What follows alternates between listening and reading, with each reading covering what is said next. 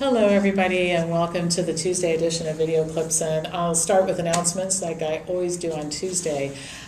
Remember, deadline is Thursday to get special prices on conference tickets, 30% off on membership, getting a great discount on that Informed Medical Consumer Series, which is 39 hours of education, and a free $1,400 course with the Diet and Lifestyle course. Lots of great things going on. Please visit the website or call us or email me at pampopper@msn.com. Another quick announcement. In April, I'm covering this fascinating book as part of Advanced Study called Powered by Plants. And it deals with an argument about the paleo diet, against the paleo diet, that pertains to looking at archaeological and paleontological records. And fascinating. Last class of that is tonight. And then in May, The Myth of Mental Illness by Dr. Tom Saz. Fascinating book, and so things you might want to do with us very soon. All right, so I want to talk about Dr. Oz today. I don't know how much you've been reading lately about what's going on, but I think it's time for some commentary about Oz. And I'll just start by saying I'm astounded at the number of people who watch that show and conclude that it's actually medical advice. And we know that that's the case because of some of the stories that are coming out of people who followed the advice. But according to a recent article about how Oz began as a reputable doctor and then gradually degenerated into little more than a television pitchman, about 4 million people watch his show every day in 118 countries. That's a lot of folks and a big reach. From a marketing standpoint, no question he's done an amazing job. He now has his own magazine called The Good Life, a syndicated column, several books, and one of the most popular and most visited health-related websites. Millions follow him on social media. He's now the star of a new medicine reality show. The author of the article, reporter Julia Belluz, is currently not a fan and says Oz's message is very simple. You can take control of your health with simple tricks and natural remedies. Now, I agree about the taking control of your health thing. I think that's a good idea for everybody. The problem is the tricks and remedies, which play into a natural tendency for humans to look for simple solutions to their very complicated problems. An increasing number of critics are surfacing. For example, the federal government is one. Oz testified in front of a Senate committee about his endorsement of useless pills and remedies and weight loss programs, and it was it was an unpleasant experience for him, I'm sure. A devastating analysis of the claims made on his show was published in the British Medical Journal and reported that almost all of the claims were bogus, even when applying the most liberal standards of evidence. And health professionals are trying to set the record straight, both with their patients and in public. Lots of articles on all of this in the Health Briefs online library. But going back to the beginning, the article shows that, or reports that Oz was an Ivy League educated, award-winning cardiothoracic surgeon. According to the author, Oz's departure from reliable science started pretty early in his career and then became more extreme as his fame has increased. Belluz interviewed Dr. Richard Green at New York Presbyterian Columbia University, a former colleague. While there, Oz won several awards, and he developed methods and devices for heart surgeries for which he holds 11 patents. He's clearly a very bright guy, according to Dr. Green, and Green says he remains respected and admired at the hospital. Green mentioned that perhaps Oz should run for president and that he would vote for him if he did. He also stated that Oz was in a different league than other television docs. Well, the reporter brought up the analysis published in the British Medical Journal and asked for his comments about it.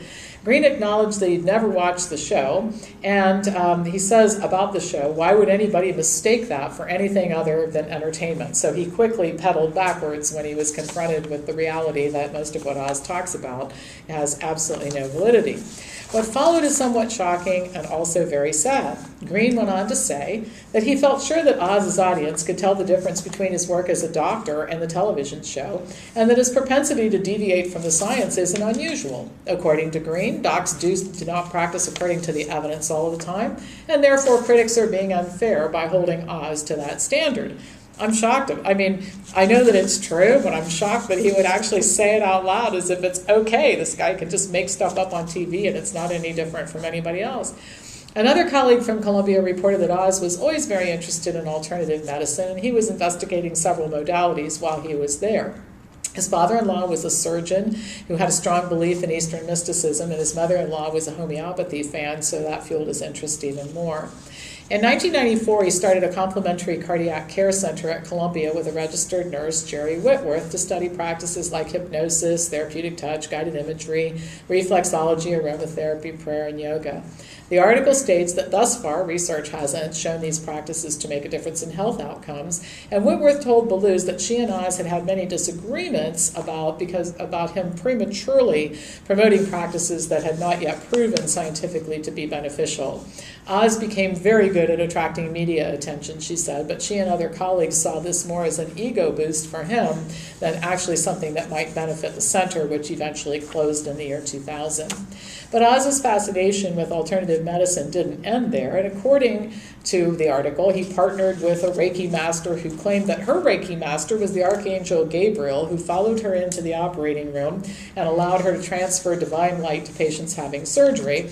Oz wrote the introduction to her book, and there were several other similar relationships described. He then landed a regular spot on Oprah, where he was termed America's doctor, a term that he trademarked, actually. And I have to say, after reading this article, I've developed a new skepticism about all things Oprah. But in any case, Bellew says she was one of the first people to speak out and criticize Oz. And while there's no disputing some of the factual information about Oz, I do have to say that in the article, she's clearly not a fan of any alternative modality, and some of her statements are patently false. I won't take the time to answer the claims here because really this is about shining the light on Oz, but I just want to point out that if you choose to go look at the original article, I think she has her own bias. The main point is that the Oz show continues to promote silly ideas, which wouldn't be a problem if his followers weren't hanging on every word and following his advice. He used his own studies in reporting that children were getting poisoned by arsenic while drinking apple juice, and he featured Monica Seles on the show as she promoted a new disease called binge eating disorder, for which there's a drug to treat it, and I covered that in a previous video clip. In spite of all this, he maintains his faculty position at the Columbia University, and he still continues to win Emmy and other types of awards. Now this is aggravating, but there are signs that it isn't going to last forever. Oz was sued because a man followed his advice to microwave uncooked rice in socks and wear them to bed to cure insomnia. As a result, he had second and third degree burns on his feet. Now, the man with burned feet lost his case, but I must believe that there will be more lawsuits if this type of thing continues. Medical professionals report that Oz, their patients take his advice on the show, sometimes with pretty disastrous results. In one case, a patient with heart disease, he'd had a heart attack, 5 stents implanted, stopped taking Plavix after Oz announced on the show that it wasn't necessary. He subsequently had a massive heart attack and almost died. Medical doctors interviewed for the story criticize him. They don't seem to hold him in the high esteem that the Columbia University doctors hold him in, some stating that they consider him a public menace. Now, to his credit, I want to add my own perspective about this. To his credit, Oz is open-minded, and he seems to want to help people who are very disillusioned with medicine. And there are so many doctors that seem to think there's nothing new to learn and nothing to change, and that's not true. And so I'll give Oz credit for that. Dr. Green was right when he said that much of medicine is not evidence-based and that Oz really isn't any different. But he could have become an important voice, questioning medical dogma and exploring alternatives in constructive ways. Instead, it seems that in the pursuit of ratings and money, he's just drifted toward quackery.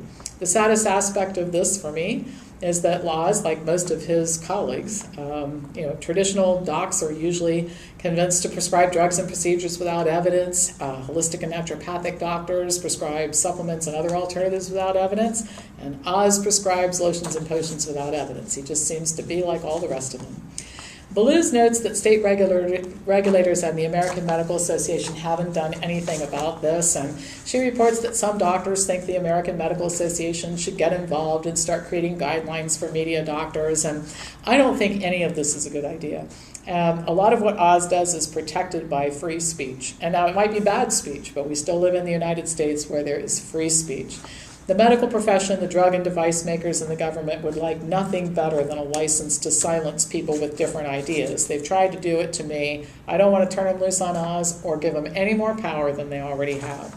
Instead of going after Oz, we need to go after all health professionals and organizations that don't use evidence-based protocols.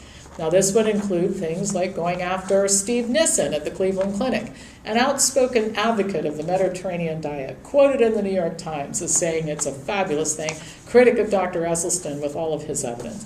The Academy of Nutrition and Dietetics for their ridiculous industry-sponsored advice. And Dr. Paul Offit, who's made tens of millions of dollars from the vaccine industry and presents himself as an independent spokesperson about the issue. Oz isn't the problem. He's just a very public example of the problem. Now, there's no sign that any of this is going to change anytime soon. The organizations that could actually do something about it are part of the problem, and they're not going to. There's just too much money in it. Oz is making money, the AMA is making money, the whole group of them are making money. So the only way to make a difference is to teach consumers the difference between right and wrong and how to evaluate on their own. And that's our business. We help people do that, informed decision making. So you can watch the Oz show, you can visit with your internist, you can talk to any doctor or health professional and know how to ask questions, know how to say no, know how to look things up, and be proactive for yourself. That's what we do here. All right, that's all for today. As usual, pass this on to anybody who you think might enjoy watching it, and I'll be back to you on Thursday with more news.